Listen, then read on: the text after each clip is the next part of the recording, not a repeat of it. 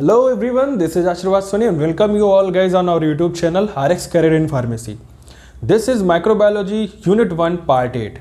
अगर आपने हमारी इससे प्रीवियस की वीडियोस नहीं देखी है, उन सभी की मैंने प्लेलिस्ट बना दी है और उस प्लेलिस्ट का लिंक मैंने डिस्क्रिप्शन बॉक्स में दे रखा है। आप वहां से जाकर के सारी वीडियोस देख सकते हैं। तो चलिए बिना देरी करे हुए आज हम शुरू करने वाले हैं जो आपने कल्चर मीडियम कल बनाया हुआ था, यानी पिछले लेक्चर में बनाया हुआ था, उस कल्चर मीडियम का आज हम प्रिजर्वेशन करने वाले हैं, संरक्षण करने वाले हैं।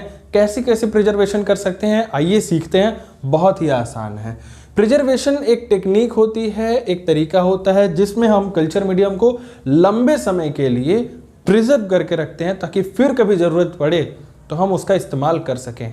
तो चलिए कौन कौन से मेथड होंगे जिसका हम प्रिजर्वेशन में इस्तेमाल कर सकते हैं, प्रिजर्वेशन की कौन कौन सी टेक्निक्स होंगी। सब culturing, refrigeration, paraffin method, cryopreservation and lyophilisation. बहुत आसान है, एक एक को विस्तार से बहुत अच्छे से समझते हुए चलें।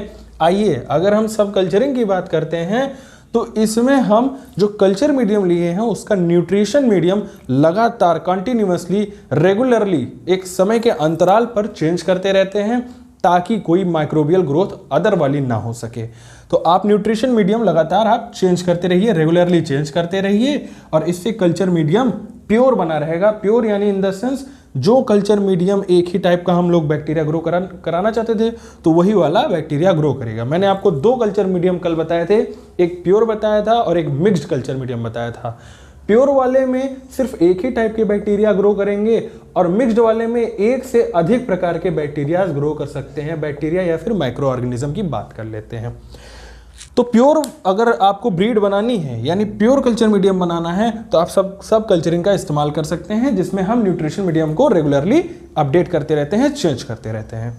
अगर हम बात करते हैं रेफ्रिजरेशन की तो नाम ही आया है रेफ्रिजरेशन, यानी रेफ्रिजरेटर से आया है। घरों में हमारे रेफ्रिजरेटर होता है, उसमें हम लोग लाके सब्जियां या ऐसी चीज़ें रखते हैं जिनका हमें लंबे समय तक इस्तेमाल करना होता है तो हम रेफ्रिजरेटर का इस्तेमाल करते हैं। तो वहीं पर वो चीज़ें हैं, लेकिन यहाँ रेफ्रिजरेटर का जो तापमान होगा वो 0 से 4 डिग्री सेल्सियस तक होगा। रेफ्रिजरेटर के अंदर आप प्योर कल्चर उठा करके रख दीजिए, वो लंबे समय के लिए प्रिजर्व हो जाएगा और इससे क्या होगा, जो अदर माइक्रोब है जिसे हम ग्रो कराना नहीं चाहते हैं वो डाई भी हो जाएंगी।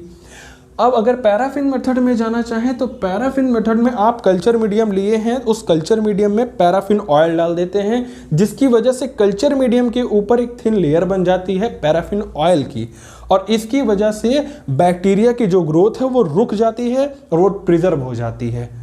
फिर अगर क्रायो प्रिजर्वेशन की बात करें, ये नाम बहुत बार सुना गया है।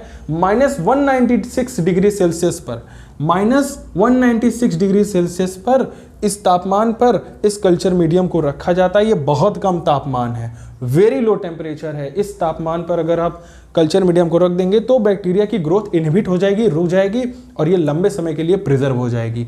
अगर लिपोफिलाइजेशन की बात करें तो लिपोफिलाइजेशन में आप तापमान यानी टेम्परेचर भी कम कर दीजिए और प्रेशर भी कम कर दीजिए। लो टेम्परेचर और लो प्रेशर पर बैक्टीरियल यानी माइक्रोबियल सेल की डिहाइड्रेशन हो जाएगी और जिससे उनकी ग्रोथ इनहिबिट हो जाएगी। कैसे इनहिबिट हो जाएगी, उनकी मेटाबॉलिक एक्टिविटीज स्टॉप हो जाएगी। मेटाबॉलिक एक्टिविटी अगर चलती रहेंगी तो ग्रोथ होगा। हमें ग्रोथ नहीं करना है, हमें प्रिवेंशन करना है, बचा करके रखना है। ठीक है, जो हमारे पास है बैक्टीरिया या माइक्रोब तो उसे हमें बचा करके रखना है, हमें ग्रोथ नहीं करना है।